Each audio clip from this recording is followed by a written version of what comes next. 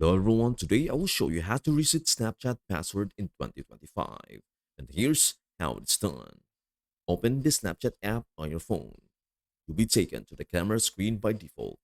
From there, tap your profile icon in the top left corner.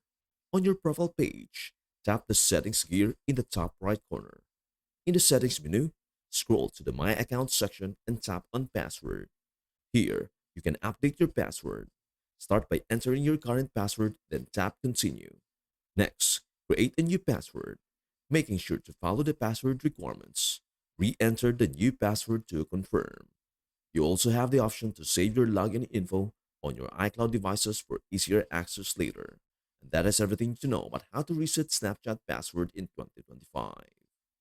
Before we end, may I humbly ask you a favor? Please do like, share, and subscribe to our channel. This means the world to us. Thank you so much for watching. We hope to see you in our next video.